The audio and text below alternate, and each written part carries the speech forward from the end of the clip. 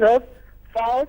Okay, we're getting some breaking news. India preparing extensively to once again press China on the need to designate Masood Azhar as a terrorist by the United Nations. What we're getting to hear from sources is that the matter will in fact figure prominently at a high-level meet on the sidelines of the BRICS summit in Goa. India has decided to further sensitize China on the need to announced Masood Azhar as a terrorist in the 3-month window that India has. This after China had put a technical hold just hours before the UN Sanctions Committee was to meet. So the big news coming in there right now on the issue of Masood Azhar. India planning once again to reach out to China on the need to designate Masood Azhar as a terrorist by the United Nations. Let's go straight now to India Today's Maha Siddiqui for more on this. It's not, the last time, Maha, India did receive a snub from China when it blocked the move to ban Masood Azhar at the United Nations.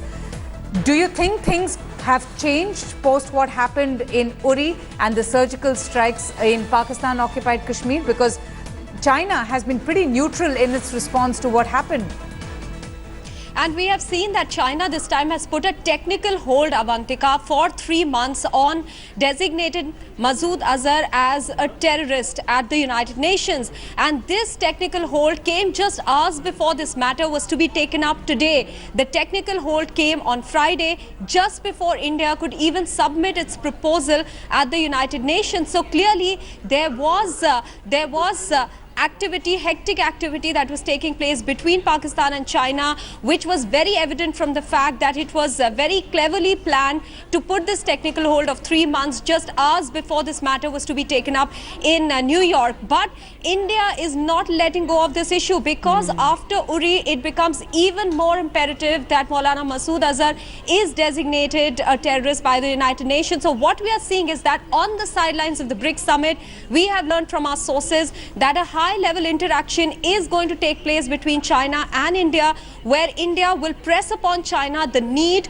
to get Maulana Masood Azhar designated as a terrorist. In fact, what we understand is that India is going to produce some evidence in the form of the incendiary statements that have been coming from Maulana Masood Azhar, inflammatory statements that have been made by him. In fact, even after the Uri attack, there were reports that he made statements mocking India after India lost 19 of its soldiers in the Uri attack. So all that is going to be presented before China to press the need to get Maulana Masood Azhar designated as a proscribed terrorist. And the resolution to ban him, Maha, if I'm not mistaken, has already been co-sponsored by the United States, by France, by the United Kingdom.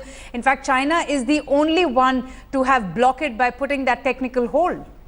Yes, absolutely. And that is why it is the need of the hour to get China on its side. And India is definitely going to make that attempt on the sidelines of BRICS summit. Avantika, we already know the linkages that are shared between Pakistan and China. It is going to be a difficult task for India because we have seen growing proximity between China and Pakistan, especially with regards to CPEC, the China-Pakistan Economic Corridor, which is again a matter of concern for India. India has not minced words when it has said that any project that is undertaken on Indian soil, even though it is illegally occupied by Pakistan, which refers to Pakistan-occupied Kashmir, it is a matter of concern for India. So many niggling points between India and China.